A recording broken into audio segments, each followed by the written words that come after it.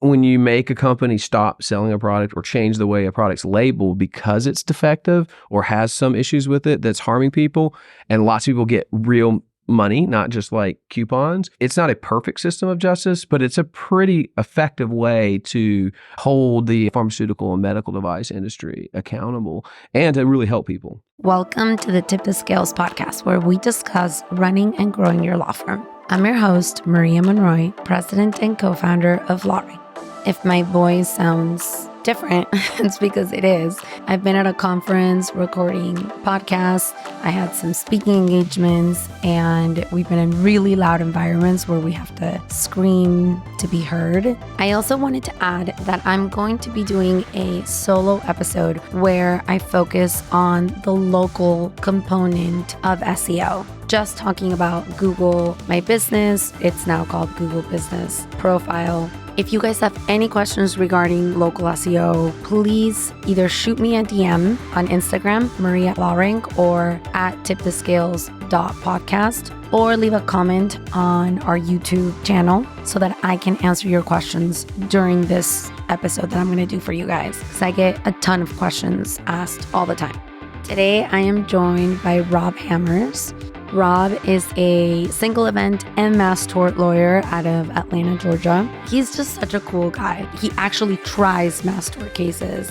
And I had so many questions for him. I hope that you guys enjoy this episode. Rob Hammers. Maria Monroy. Thank you for joining me today, finally. Yeah, thanks for having me. All right, tell us what your firm's name is and just like a little bit of background as to what you do. Sure.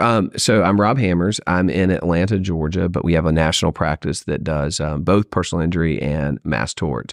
The nature of mass torts is the majority of our claimants are mass tort claimants, but our practice is division of labor. It's pretty evenly split to servicing regular personal injury folks that have been injured in Georgia, and to do mass torts nationally for a myriad of litigations that we're participating in. Our firm is the Hammers Law Firm, and we're right there on the perimeter of Atlanta on 285. I will admit I don't know much about mass torts, which is kind of a good thing, because then I'll ask you, questions instead of already knowing the answer. But from my understanding of what you do, and correct me if I'm wrong, is other firms will actually say, hey, I want to generate mass tort cases.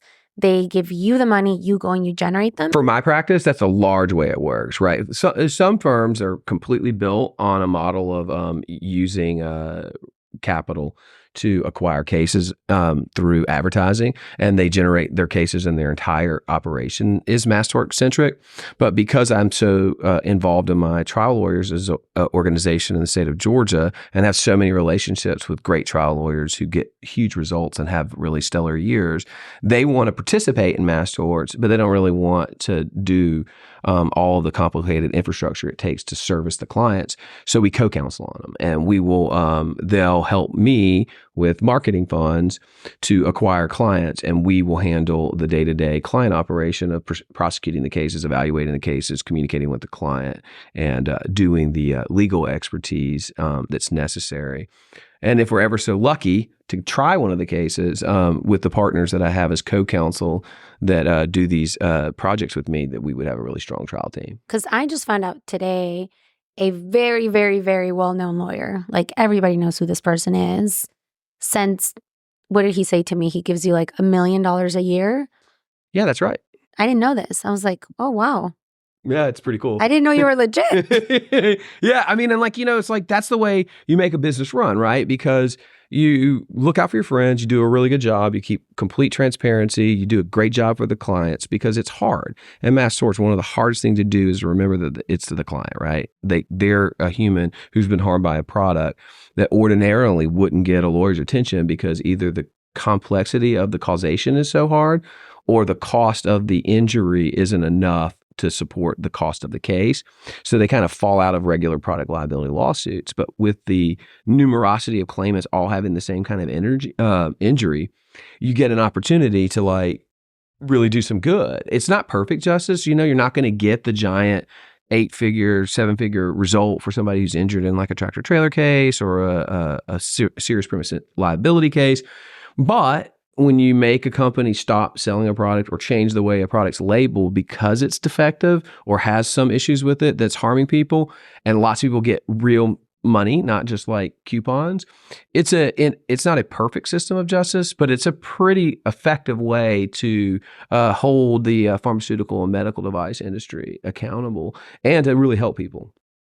And that's what they ultimately need. They need a lawyer and a team that cares about what happened to them and is interested in the story of their case.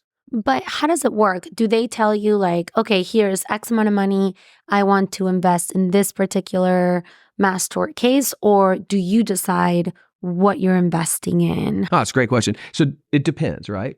Oh my God, such a lawyer. So truthfully, like some will come in and they're like, I'm so excited about this Camp Lejeune. I think it's so important. And I want to participate in Camp Lejeune. Let's go get some Camp Lejeune cases. Okay. And then there'll be other times to be like, hey, I've done really well this year and I'd like to get some mass tort cases. What is a good tort right now? And they'll rely on my expertise and my opinions on that matter. And then obviously, if I ever get appointed to a leadership slate and I start working on a litigation, like I'm on the executive committee of the Paragard IUD, a lot will be like, well, I want to work on that with you because you're going to settle first and for the most, and you know what's going on in the case. So there you go. So this is super impressive. You're actually litigating some of these torts. Correct. Wow, I didn't know that. Yep. That's good for you. Yeah, sometimes. Still, it's a long process with lots and lots of work, but the people are terrific. Because there's only a handful of mass tort lawyers, right? Yeah, it's really right? funny for thousands and hundreds of thousands of people who are being represented in these cases. And there's an industry of firms that support these litigations, but there's really a cast of characters that do the actual depositions, motion practice, review the documents, work with the experts, a kind of one tort after another. You just kind of always are the same group of people. And there's only so many of us. So like I'll be on this project and then a group of folks will be on that project, and kind of the resources get spread out because somebody's got to do the work. I heard it's A, really expensive, and B, it's a shit ton of work. Both. Is it true? Yeah, absolutely. And document review is probably one of the most tediously important tasks in the world. But somebody has to sit down and go through reams and reams and reams of digital evidence that's been produced by the defendant. Emails, Slacks, text messages, memos, corporate documents, regulatory submissions, and just terabytes of data. But you have to use machine learning algorithms in databases that help you find what's relevant. Interesting. And then apply the issues in your case with tags so that you can educate the targeted assisted review or the technology assisted review to find other documents that are like that, so you can reduce like millions of pages to thousands of pages. You still have to read them all. Do you guys like come up with a game plan and it's like, and deadlines, and it's like, you go do this, you go do that? Exactly. So the court will appoint a committee as soon as a case is consolidated and put into a state court proceeding or a federal court, most likely, and like an MDL. The court will appoint a slate of people. There'll be a lead counsel or a co-lead counsels. There'll be an executive committee, and then there'll be a steering committee. And from that plaintiff's leadership committee, you will assign roles: discovery, document review, experts, bellwether trials, law and briefing, administration. And these committees will be assigned the tasks that are specific to those areas. And then within those committees, you can assign the work out by the permission of the lead counsel. So it'll be like, hey, Rob, I'm doing document review. I need you to review, these 8 custodians' files for depositions in March. And so I say, okay, great. And I take those custodians, and then I can assign people in my firm to actually do the first wave of review. Bubble up to me the second wave of review, and then it goes to the attorney that's going to take the deposition, who's in another committee that's going from city to city taking depositions. I don't want to upset anybody, but I feel like the mass tort space is so dramatic. There's so much money. There's so much drama. It's just very competitive, like in a negative way, though. It's kind of a shit show. It's a really complicated industry, right? Because there's people who have been around for a really long time and had a lot of success who have seen many, many litigations go in a very positive direction.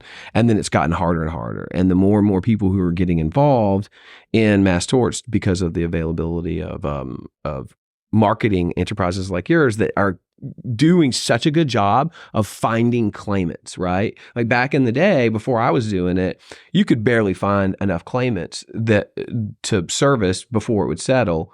And it wouldn't cost as much, but you couldn't get close to the amount of people who were actually harmed because you just didn't know how to reach them. And now you're getting so much money into the advertising that there's more claimants being signed up than there truly have cases. So you're in this industry where people are producing cases that aren't cases, right?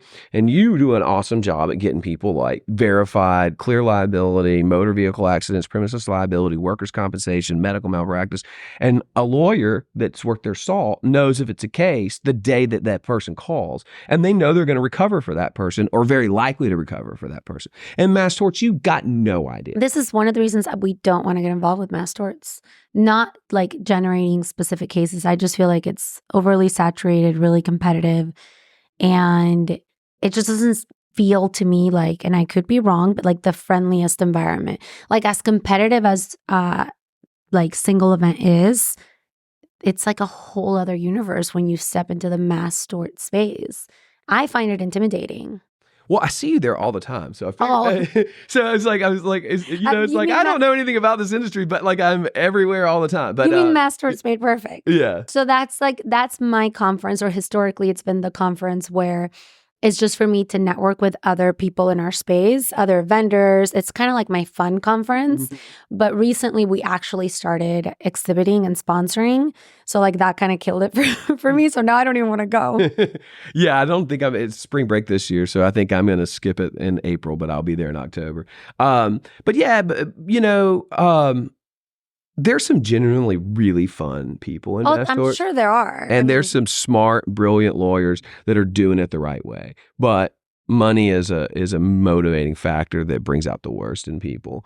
And so you do have to be very wary. I live in the personal injury space as well, but I'm on the executive committee of our Trial Lawyers Association in Atlanta, for Georgia, yeah. And I'm on the board of governors for AAJ. So we have a real responsibility to protect civil justice, right? Like, I mean, a trial by jury is how we hold the powerful accountable.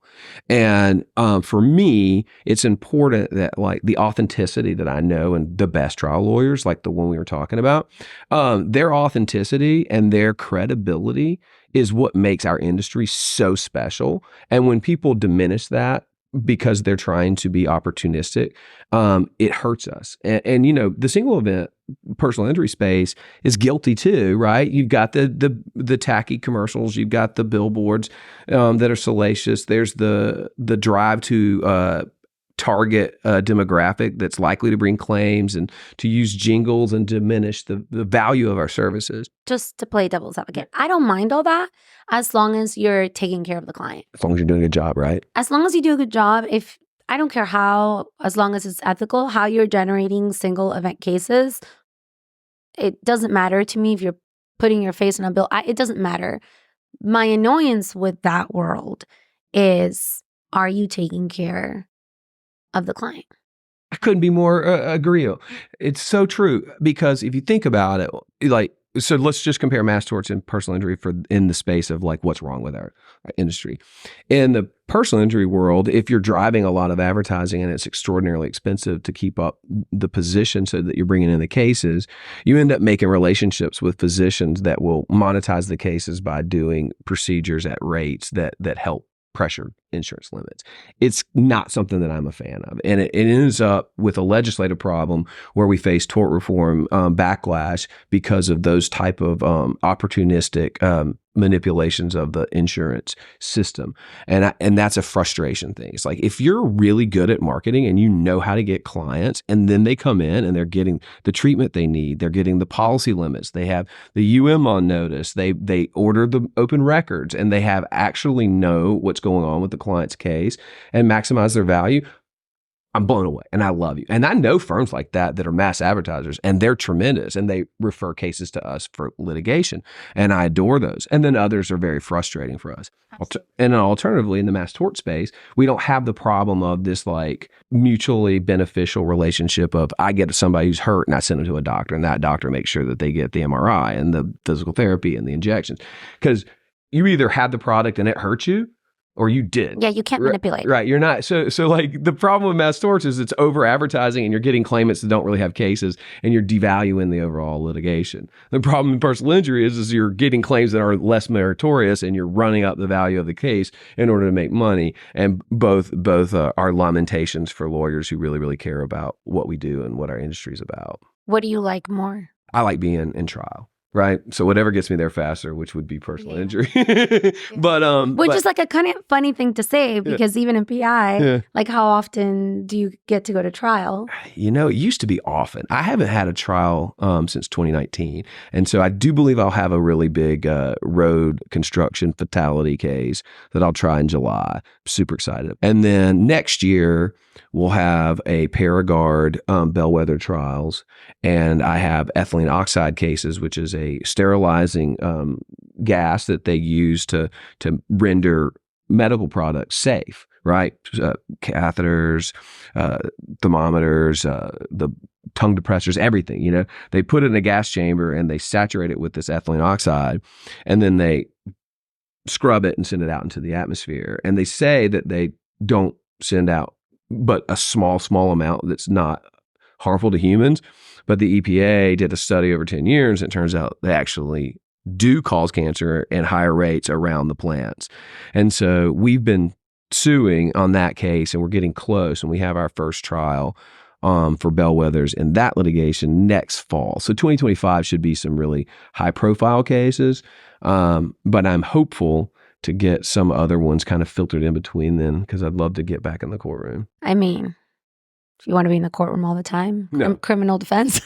No, I mean, like 3 times a year, you know, or 1 6-week trial, right? You know, like 1 big trial or 3 normal size trials. But it is tremendously fun and an extraordinary amount of work to try a case, but it's a very gratifying endeavor to see the labors of telling someone's story that has been told for years that they're wrong or they're not worth what's fair, and having a jury hear it and reject that and do the right thing. It also sucks really bad when they don't. Now, I have a kind of a weird question. I've always wanted to ask trial lawyers this.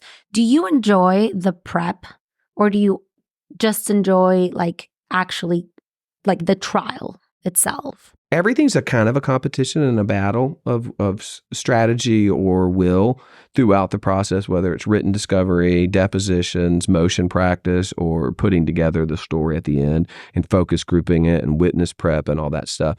So there's moments that are great and moments that tremendously suck. Right. Like what? What's your least favorite thing? Reviewing documents. Oh, yeah. I would hate that. Like if someone says, hey, this document's awesome, then I love reviewing documents. But if you have to review them all to find the ones that are awesome, that is a very tedious, and it's not conducive to my ADHD. That's terrible for me. I used to love writing motions, right? Like, you know, you get to put your case together. You get to explain why you should win. You know, the judge is going to read it. You know, your opponent's going to be pissed off when you say the things that you have to say about them. And it used to be enjoyable. But I just don't have 40 hours anymore to spend on a motion. Like, I just don't have that kind of time.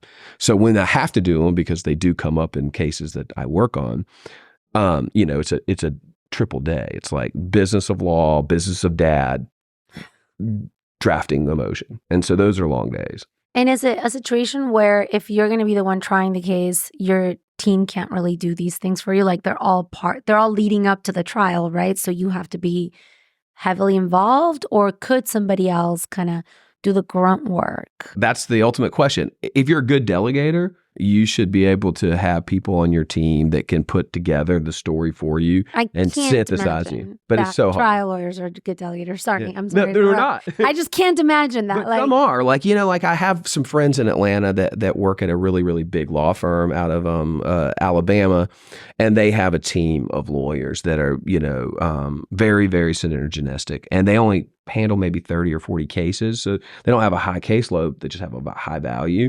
And those teams, they don't assembly line it, but because they're so collaborative in their efforts, the burden's not so high, right? Like this person's got experts, this person's got, fact witnesses, this person's writing briefs, this person's the quarterback. And I see it work very, very well. But then I also know really good trial lawyers that there's two people there and they do 100% of everything on their cases and their partner does 100% of everything on their cases, and they don't delegate at all. So I see it both ways. Yeah, I've had lawyers tell me, like, when I'm in trial, I get like 3 hours of sleep, 4 hours of sleep, like leading up to it.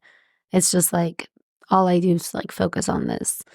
And our opponents who have an army, love to, like, as soon as the day is over, they go up to the bench and they hand in motions. Oh, I want to exclude this evidence tomorrow, or I want to, move the witness list, or I want to change this evidentiary issue, or I have a motion on this fact that came up in this piece of evidence that was entered today. And so now you have to spend your entire night, like, writing a response, and then you have to argue to the judge first thing in the morning before the jury comes back in over whatever they've created from you as a distraction for tomorrow's, testimony. So that sounds like a TV show. And like, I just thought of like Suits or something like that, right? Like that shit actually happens. Yeah. It's not as I wish the cases settled as fast as Harvey Specter settled. Dude, when they hand him like a piece of paper in like 2 seconds, they've read it and they're like giving you like the rebuttal or whatever, and you're like, you read that? Yeah. Like, yeah, it's the show starts, they get a client, the show ends, they've settled the case. If I could do that, I would be the happiest lawyer in the world and the richest. No shit.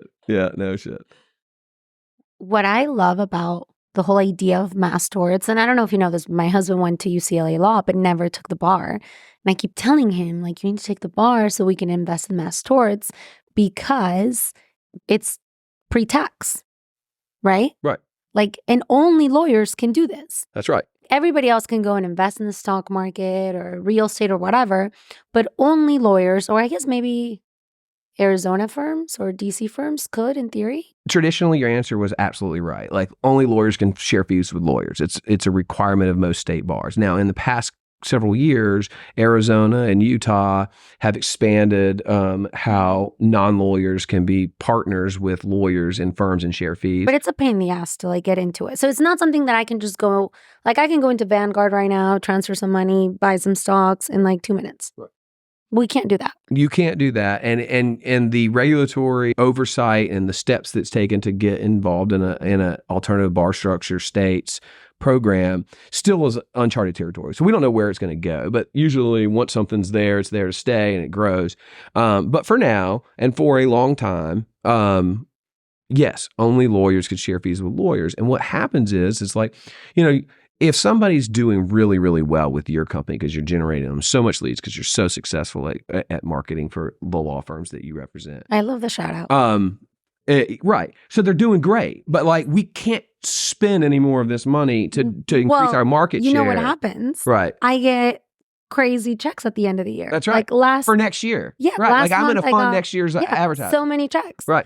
So similarly, that same problem, like if you look at a pile of money because you've had such a big year, you get an 8-figure settlement, right? Or, just your intake shoots through the roof because Law Rank's crushing it, right? I love it. And so you now have a revenue issue where your tax liability is stupid and you've hit your income number. Like, why do you need extra money? What are you going to do with it? Well, you can call me up or a mass tort lawyer that you make a relationship with and say, hey, I want to do what's going on in mass torts now. Can you walk me through some projects and deploy that capital into the marketing funds? It's the same as if you spend it to get SEO and pay-per-click and local service ads. It's just that you're going straight out to attract Camp Lejeune or Roundup or talcum powder or 3M earplugs or whatever the tort is that we select, or a myriad of torts to spread your risk, and you deploy that capital. And then instead of you having the apparatus to deal with the clients and carry the cost of seeing that case through, that's what I'm for, right? And then we just split the fee. And this is an expense. Yeah,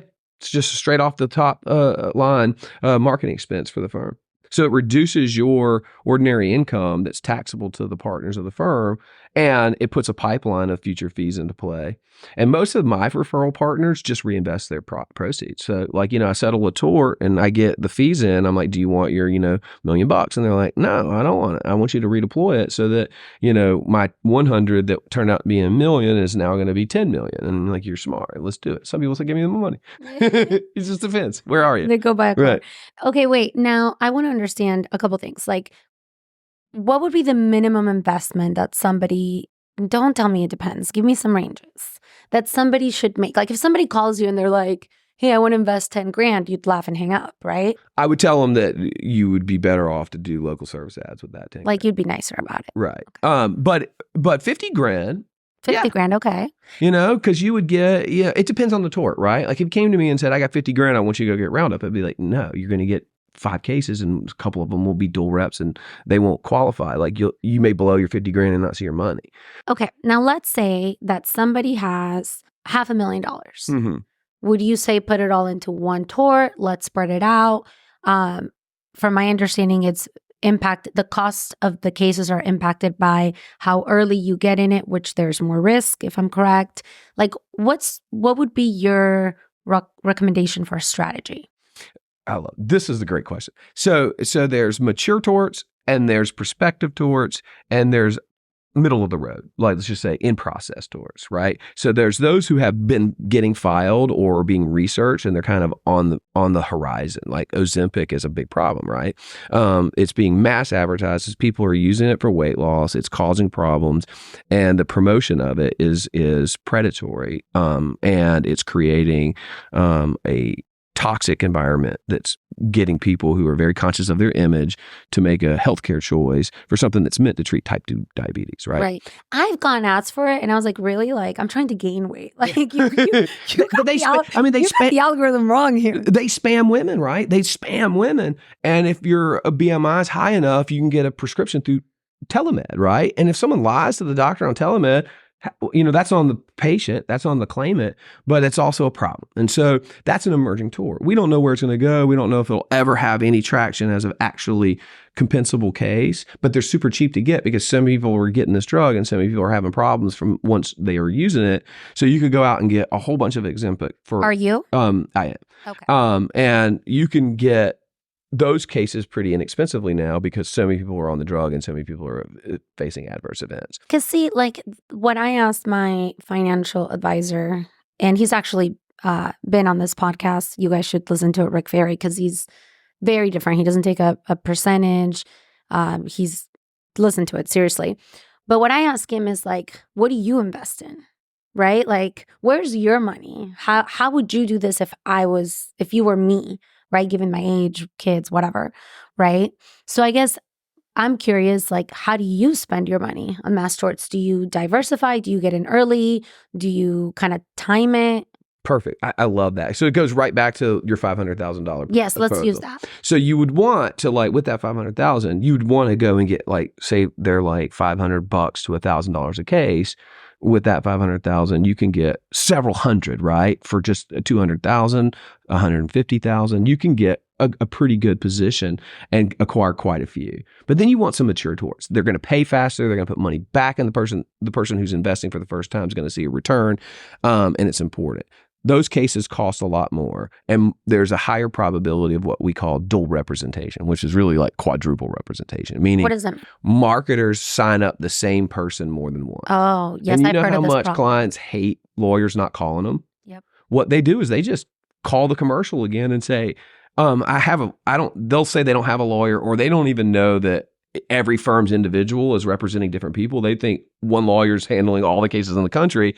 So they don't even really realize that they're signing up for more than one lawyer. And so when you get to the end and you turn in your spreadsheet of clients to the defendant, well, the defendant's going to get the data and they're going to know how many claimants are submitted to them for payment, and they're gonna be like, "Oh, well, this person showed up 6 times, and here's the 6 first." Whoever got it first. Yeah, we usually the judge sometimes enters orders on it. Sometimes the leadership slate will put safeguards in. Customarily, you're going to know the firms that you do this industry with, and you just cover each other and split the fee.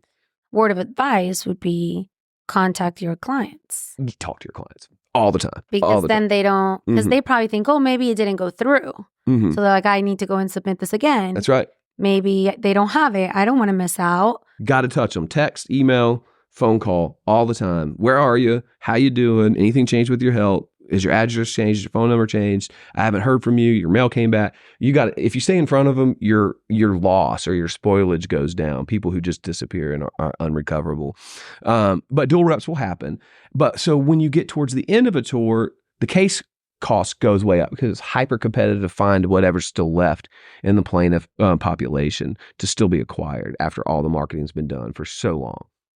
So finding actual claimants that qualify, the price goes way up, but the certainty is there too, right? And less risk. And so you want to take some mature positions at a higher cost so the client that's the referral partner sees a return quickly. You want some speculative emerging torts so you fill their inventory with things that may yield a big return. And then you want, some plays that are somewhere in the middle where the cost is kind of balanced and the dual rep risk is low, but the tort's not that close to settling. So you want to blend all three, but if you only have like 100 or 200 grand, you want a really good bet. And then that might be like, oh, okay, well, Camp Lejeune's a pretty good bet. The government passed a statute saying they're going to pay these people. So your risk is you got to find people who have the injuries that qualify and they have to be not represented by someone else. But you don't think everyone has been found already? I talk about this with my marketers all the time, and the answer is, no. That's crazy. It's crazy. I want to ask you a question you're going to hate. Yeah. Okay, you ready? Yeah. Okay. What would you consider a low, a good, and a great return investment from a mass tort? Obviously, like worst case scenario is you lost your money. We can ignore that one and move on because that shit's going to happen. Yeah. But that's why you blend your risk. Exactly. Yeah. Absolutely. Yeah. So low, good, great. So I have seen a 30x return on my money, which I thought was really good. I thought that one was awesome. And then I've done 5x several times, and I've done right around 2x, and I've done 3x, and I've seen 10x. So I would say your blended return average is somewhere between 5 and 7 in a 5-year window. So it's a long runway. That's the downside. Yeah. So cause you can get a 5x to 10x return on personal injury cases within a calendar year, right? It's why everyone advertises for personal injury cases. Yeah, but I think at some point firms get saturated. Right. Like they're like, okay, I'm killing it with advertising. I'm killing it digitally. And if they don't want to go into the next market, which would be my recommendation, okay, if you're in Atlanta, well, now let's go, I don't know. Albany. Yes, wherever you want, right? Let's get you cases there. But some firms are like, I actually don't want to do that, right? For whatever reason, right? Personal, business, whatever it is. I think mass torts then is like the natural progression, right? Now, I want to ask you something. I don't know even how much you know about this, but like historically, if somebody Googled for a mass tort lawyer, right? If somebody Googled Zantac lawyer, right? The results that would be generated were pages on websites that just said Zantac lawyer. They were not what we call geo-modified. They didn't have Atlanta in it or San Diego. And now what we're seeing is so many law firms, as they go and they invest in these mass torts, they're like, oh, well, why don't I get a, San Diego Zantac page? Or I don't even know if Zantac's still going on, but you know what I mean, right? Just using as an example. So now when people search, Google says, wait a minute, you're in San Diego, you're looking for a Zantac lawyer. Here are some firms that have this. So before it was like everything was going to the nationwide firms that were targeting torts, but now it almost seems like there's a blend. Have you noticed that? Or do you know anything about this or no? My experience has been I do get organic leads from my mass tort content because Are they Atlanta specific? Yeah, or Georgia. Georgia, okay. They're Georgians, yeah. So I'll show up and I'll rank pretty high for IBC lawyer in like Georgia because I was on the IBC executive committee. I've been doing it for 10 years and I've got so much content on my site about it.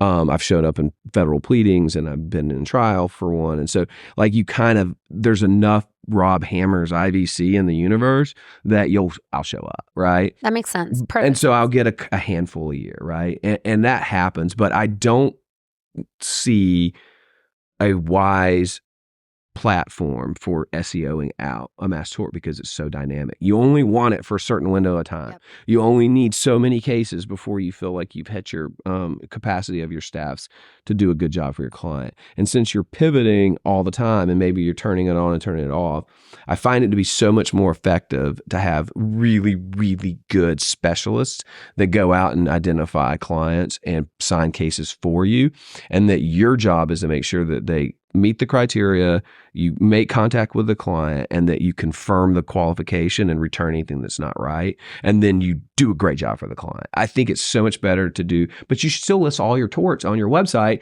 because if you're a Paragard lawyer in Atlanta, Georgia, and you've got 500 Paragard cases filed, you better have it on your website. I agree, right? 1,000%. Even if it's not doing you any good Right. for searching. Well, because if they Google Yeah. or they're trying to research and they're like, wait a minute, I don't see this on their site. Or they're your lawyer and they look you up.